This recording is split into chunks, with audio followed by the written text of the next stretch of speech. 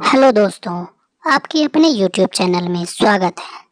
इस कहानी को आपको बहुत ही ध्यानपूर्वक सुनना और समझना होगा। इस कहानी की हर एक सीख को अपने जीवन में उतारना होगा, तभी इस कहानी का मकसद पूरा हो सकेगा। क्योंकि इस कहानी में कुछ ऐसे रहस्य है, कुछ ऐसी बातें हैं जिसे जानने के बाद आपको ये एहसास होगा कि आपका सबसे बड़ा धन क्या है। आपका सबसे बड़ा ऐश्वर्य हमारा स्वास्थ्य ही है।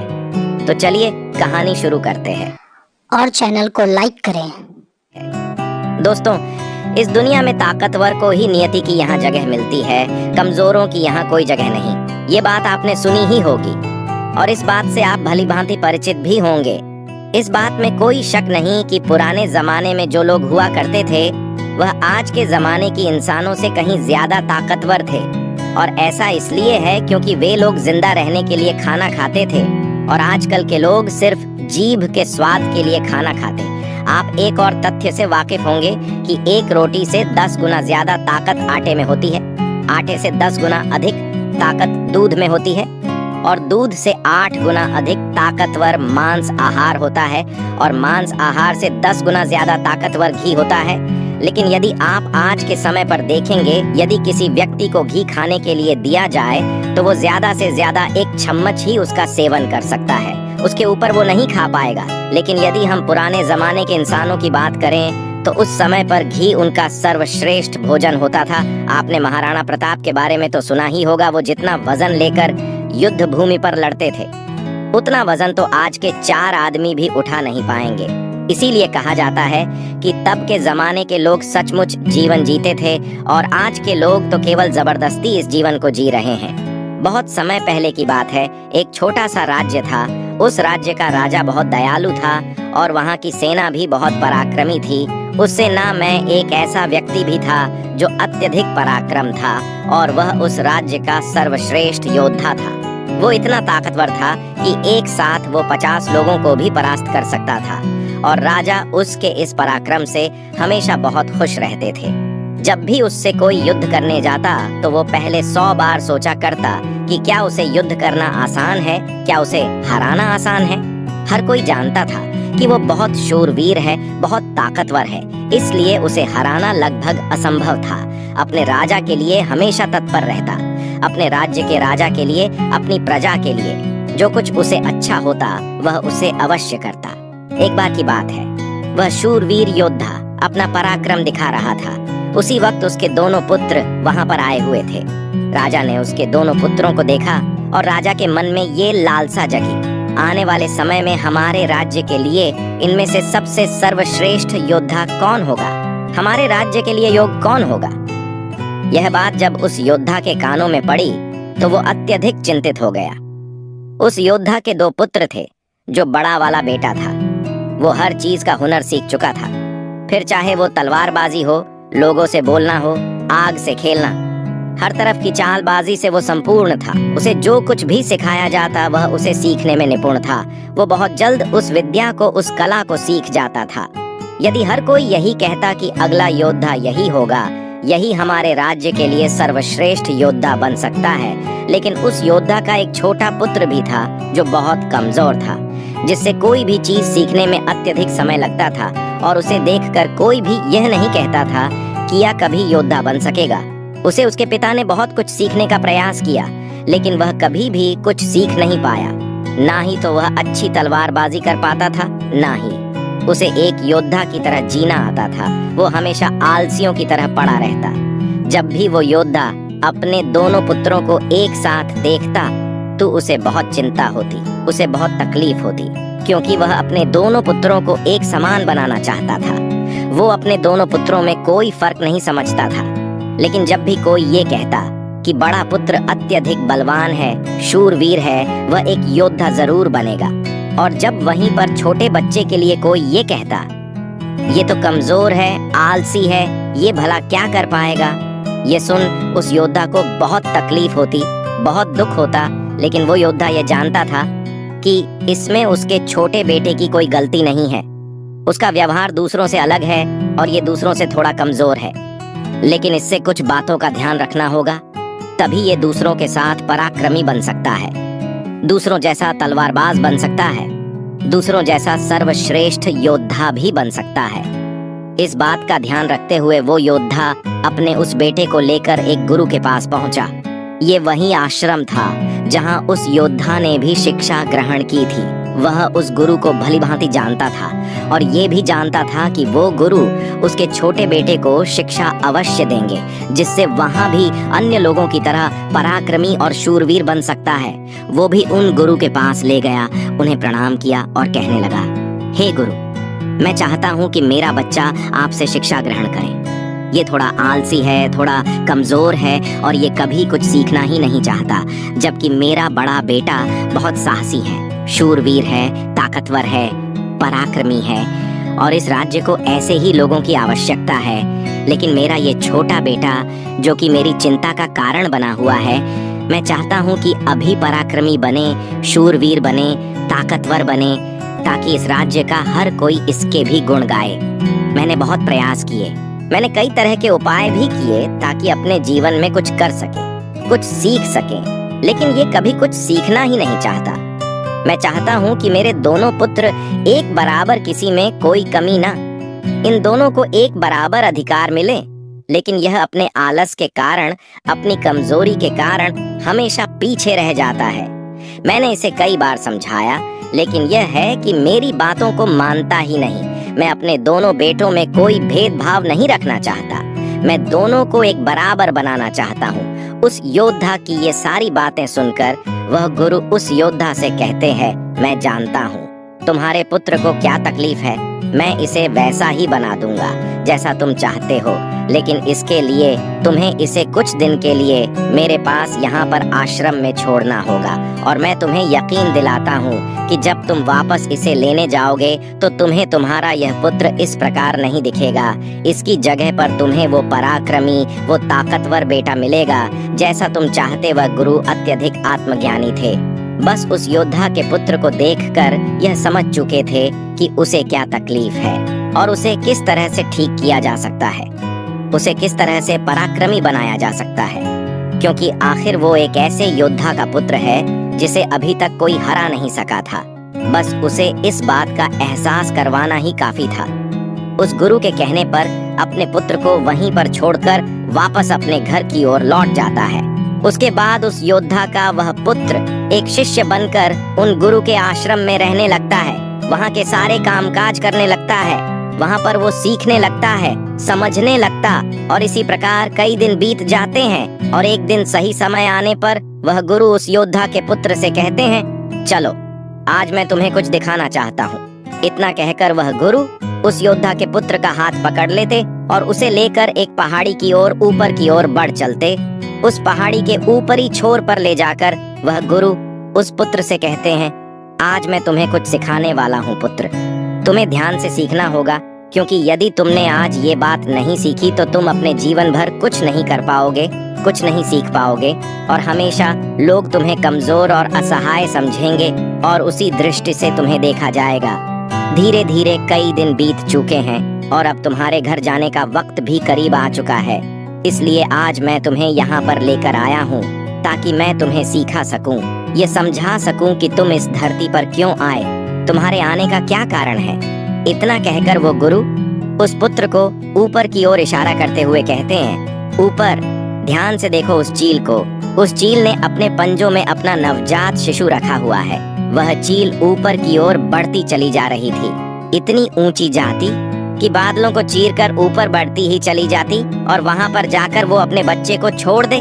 यदि वो छोटा सा बच्चा डर गया, उसे यह समझ नहीं आ रहा था क्या आखिर उस चील ने अपने ही बच्चे को इस तरह से नीचे क्यों फेंक दिया।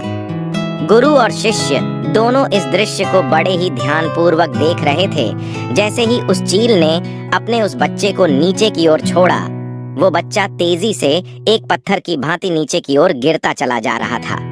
और वह जब तेजी से नीचे आने लगा तो उसने कई बार कोशिश की, कई बार प्रयास किए कि वो अपने पंखों को खोल सके, फड़फड़ा सके, जिससे वह हवा की उस रुख का फायदा ले सके, वह भी उड़ सके। लेकिन उसके कई अथक प्रयास के बाद भी उसके पंख नहीं खुल पा रहे थे और वह एक पत्थर की भांति तेजी से नीचे गिरता चला जा रहा था।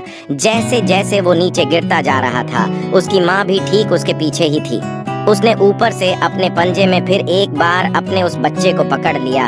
एक बार फिर वो चील अपने उस बच्चे को लेकर आकाश में ऊपर ऊंचाई की तरफ बढ़ती चली जाती है और फिर से वो ऊंचाई पर जाकर अपने बच्चे को ठीक उसी प्रकार छोड़ देती है। यह देख उस बच्चे को कुछ समझ नहीं आ रहा था कि आखिरी चील अपने बच्चे के साथ ऐसा क्यों कर रही है। यदि उसके बच्चे को कुछ हो गया तो फिर क्या होगा। चील लगातार इसी प्रक्रिया को दोहरा रही थी। गुरु अपने उस शिष्य का हाथ पकड़ते हुए बस पेड़ की ओर आगे बढ़े जहाँ पर वह चील रहा करती थी, और उस जगह को दिखाते हुए वह गुरु उस पुत्र से कहते हैं कि इस जगह को ध्यान से देख लो। ठीक इसी जगह पर वह चील और उसका बच्चा इस पेड़ पर रहते हैं। तुमने एक बात और गौर की, इस पेड़ पर तुम्हें अनेकों फूल देखने को मिल रहे होंगे, लेकिन जहाँ पर ये चील और इसका बच्चा रहता है वहाँ पर तुम्हें एक भी फूल नजर नहीं आएंगे, क्योंकि फूल बड़े ही कोमल होते।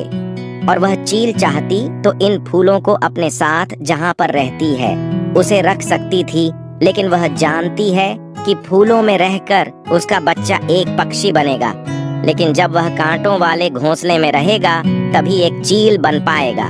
और एक चील के बच्चे को हर तरह की यातनाएं बचपन से ही सहनी पड़ती है ताकि वह अन्य पक्षियों की तरह कोमल ना बने, क्योंकि वह एक चील का पुत्र है और उसे चील की तरह अपना जीवन व्यतीत करना है। यदि वो बाकी पक्षियों की तरह बनेगा तो उसमें चील वाले वो स्वभाव नहीं होंगे और ना ही उसे कोई चील का पुत्र कह सकेगा। ठीक इसी प्रकार तुम भी एक शूरवीर योद्धा के पुत्र हो। यदि तुम चाहो तो अन्य लोगों की तरह अपना जीवन व्यतीत कर सकते हो। तुम फूलों का आनंद ले सकते हैं, लेकिन तुम एक योद्धा के पुत्र हो, इसलिए तुम्हें भी कांटों की राहों पर चलना ही होगा। इन कांटों की राह पर चलकर ही तुम अपने आप को मजबूत बना पाओगे, अपने आप को शूरवीर और पराक्रमी बना सकोगे। ठीक वैसा ही ये चील भी कर रही है। वह भी अपने पुत्र को पराक्रमी और शूरवीर बना रही है। वो अपने बच्चे को उड़ान भरना सिखा रही है। वह बार बार जाकर अपने बच्चे को इसीलिए नीचे पटक रही है ताकि उसका बच्चा खुद ब खुद उड़ान भरना सीख ले। जब भी चील किसी को जन्म देती है तो हर बार उसे वही सिखाना चाहती है जो उसने सीखा है। वह एक चील होने का उसे एहसास कराना चाहती है, किंतु यदि वही पुत्र किसी और पक्षी के घर पर जन्म लेता तो उसे इस तरह की यातनाएं ना सहनी पड़ती। उसे इस तरह से किसी भी क्रिया से ना गुजरना पड़ता। वह फूलों के घोंसले में रह सकता था। वह फूलों में पैदा होता और फूलों में ही खत्म हो जाता। लेकिन चील के बच्चे का एक नियम होता है, एक नियति होती है कि नियति उसे तभी जिंदा रखेगी जब वो पराक्रमी होगा, शूरवीर होगा और उसे वो सारे हुनर, वो सारे पराक्रम सीखने ही होंगे। ठीक उसी प्रकार तुम भी एक शूरवीर योद्धा के पुत्र, एक पराक्रमी योद्धा के पुत्र, इसलिए तुम्हें भी वह हुनर सीखना ही पड़ेगा। अन्यथा अन्य पक्षियों की तरह तुम भी अपने जीवन में कुछ नहीं कर पाओगे। तुम भी एक दिन फूलों में जीकर फूलों में ही मर जाओगे। ये सब देखकर वो पुत्र उन गुरु के चरणों में गिर पड़ा, उन्हें प्रणाम की और कहने लगा, हे गुरुदेव, मुझे अपनी गलती का एहसास हो चुका है। मुझे यह पता चल चुका है कि मैं एक शूरवीर योद्धा का पुत्र हूँ और मुझे अपना जीवन इसी तरह से जीना है। मुझे इस हुनर को सीखना ही होगा। इतना कहकर वह गुरु और शिष्य वापस आश्रम की ओर लौट जाते हैं। वहां पहुंचने के बाद वह गुरु अपने उस शिष्य से कहते हैं, मैं तुम्हें कुछ ऐसी बातें बताने जा रहा हूँ जिससे तुम्हें अपने जीवन में उतारना होगा। यदि तुम इन बातों को अपने जीवन में उतार लेते हो और इसे तुम्हें जीवन भर याद रखना होगा। जो कुछ तुमने अभी उस चील से सीखा है वह तुम्हारे लिए एक ऐसी सीख है जिससे तुम्हें कभी नहीं भूलना चाहिए। लेकिन तुम एक चील नहीं हो और चील के बच्चों की तरह तुम इन ज्ञान को भी अर्जित नहीं कर सकते। आखिर तुम एक इंसान हो और तुम्हें इंसानों की तरह ही अपने शरीर को बनाना होगा। आज मैं तुम्हें कुछ बातें बताने जा रहा हूँ जो तुम्हें अपने घर जाकर करनी होगी, जिससे तुम एक पराक्रमी योद्धा बन सकोगे और अपने शरीर को स्वस्थ रख पाओगे।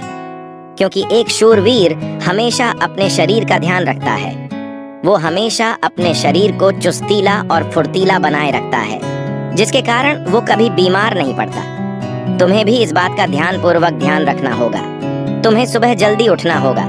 6 से 8 घंटे की नींद तुम्हारे लिए महत्वपूर्ण है। इससे ज्यादा कभी मत सोना। सुबह जल्दी उठकर अपना जो हुनर है उसका अभ्यास करना। जिस प्रकार तुम्हारे पिता एक योद्धा हैं, पर सुबह उठकर अपने सभी हुनरों का अभ्यास करते। ठीक उसी प्रकार तुम्हें भी सुबह उठकर अपने सभी हुनर का अभ्यास करना होगा। योगा प्राणायाम करना होगा, जिससे तुम्हारा शरीर पूरी तरह से स्वस्थ होगा। और जितना तू अपने शरीर को स्वस्थ रखोगे, उससे भी ज्यादा तुम अपने अंदर की शक्तियों को समर्थ बना पाओगे। और तुम्हें एक बात और याद रखनी होगी, जितना तुम्हें अपने ऊपरी शरीर का ध्यान रखना है, उतना ही तुम्हें अपने भीतर के शरीर का भी ध्यान रखना है। अर्थात अपनी मानसिक शक्ति का भी तुम्हें ध्यान रखना होगा, इसे भी बढ़ाना होगा। और ये मानसिक शक्ति तुम्हें ध्यान से मिलेगी, इसलिए हमेशा ध्यान करना, हमेशा सुबह उठकर प्राणायाम करना, हमेशा सुबह उठकर योगा करना। यह तुम्हें मजबूती प्रदान करेंगे। और यदि इसके बाद भी तुम सुबह जल्दी नहीं उठ पाते, तुम इस आदत को नहीं अपना पाते, तो मेरा एक और सबक याद रखना। जिस दिन तुम उठने में लेट हो जाओ, अर्थात जितना समय तुम देरी से उठो, अपने शरीर पर उतने ही कोड़े मरवाना। जब तुम यह क्रिया 4 से 5 दिन करोगे, तो तुम खुद ही अपने आप में वो बदलाव देख पाओगे कि तुम अपने आप ही अपने समय पर उठना शुरू कर पाओगे। दूसरी बात जो तुम्हें हमेशा ध्यान रखनी है कि तुम्हें हमेशा स्वादिष्ट और स्वस्थ खाना ही खाना है। ऐसी चीजें कभी मत खाना जो तुम्हारे शरीर को नुकसान पहुंचाती है। हमेशा तुम स्वस्थ खाना ही खाना, जैसे हरी सब्जियां, फल, दूध, दही। तुम भोजन अपने शरीर के लिए करना ना कि अपनी जीभ के लिए, ना ही स्वाद के लिए। अगली बात वो गुरु अपने शिष्य से कहते हैं कि जब भी तुम्हारे मन में कोई चिंता हो, कोई ऐसा विषय हो जिसे लेकर तुम बहुत चिंतित हो, तो ऐसी बात अपने घर परिवार में अवश्य बताना। यदि तुम इन बातों को अपने मन में रखते हो, तो ये बातें तुम्हें मन ही मन कमजोर बनाती चली जाएगी। ये चिंता तुम्हें अंदर ही अंदर खाती चली जाएगी और तुम खोखले होते चले जाओगे। और याद रखना, जब हमारा मन बीमार पड़ता है तो वो हमारे शरीर को भी बीमार कर देता है। इसलिए कोई भी बात कभी छुपा कर मत रखना। हर बात अपने घर वालों और अपने परिवार को अवश्य बताना आगे। वह गुरु अपने उस शिष्य से कहते हैं, हमेशा सकारात्मक सोच रखना, कभी भी नकारात्मक विचार अपने दिमाग में आने मत देना। सबके जीवन में उतार और चढ़ाव तो आते ही रहते हैं। सभी के जीवन में सुख और दुख लगा ही रहता है, कभी अच्छा तो कभी बुरा। जीवन इसी प्रकार चलता है। तुम्हारे जीवन में समय चाहे कैसा भी क्यों ना आए, लेकिन तुम्हें हमेशा एक सकारात्मक सोच ही अपनानी है, जिससे तुम अपने जीवन में आने वाली कठिन से कठिन परिस्थितियों का सामना हंसते हुए और बड़ी ही सरलता से उसका सामना कर सको और जीवन में आगे बढ़ पाओगे।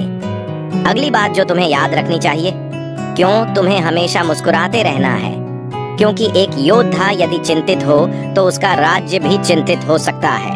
और तुम्हारी मुस्कुराहट से ही सबको ताकत मिलती है।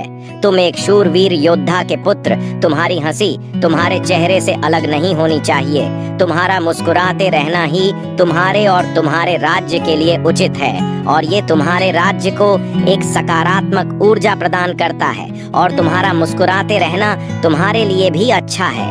ये तुम्हारे भीतर सकारात्मक ऊर्जा का प्रवाह करता है।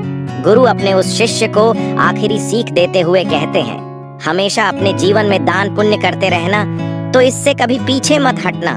तुमने देखा होगा कि राजा महाराजा ऐसे होते हैं, क्यों दान के समय पर उनसे जो मांगा जाए वो सब देने के लिए तैयार हो जाते। फिर चाहे आप उनका राजपाट ही क्यों ना मांग लें, दान पुण्य करना अत्यधिक जरूरी है। और ऐसा नहीं कि दान में तुम केवल धन ही दो, तुम किसी की मदद भी कर सकते हो। इसलिए दान पुण्य के समय पर तुम्हें कभी पीछे नहीं हटना चाहिए। जब हम दान करते हैं तो हमारे मन में एक अजीब सी खुशी महसूस होती है, हमारा मन बहुत खुश होता है। दूसरी बात जो तुम्हें हमेशा ध्यान रखनी है कि तुम्हें हमेशा स्वादिष्ट और स्वस्थ खाना ही खाना है। ऐसी चीजें कभी मत खाना जो तुम्हारे शरीर को नुकसान पहुंचाती है। हमेशा तुम स्वस्थ खाना ही खाना, जैसे हरी सब्जियां, फल, दूध, दही। तुम भोजन अपने शरीर के लिए करना ना कि अपनी जीभ के लिए, ना ही स्वाद के लिए। अगली बात वो गुरु अपने शिष्य से कहते हैं कि जब भी तुम्हारे मन में कोई चिंता हो, कोई ऐसा विषय हो जिसे लेकर तुम बहुत चिंतित हो, तो ऐसी बात अपने घर परिवार में अवश्य बताना। यदि तुम इन बातों को अपने मन में रखते हो तो ये बातें तुम्हें मन ही मन कमजोर बनाती चली जाएगी।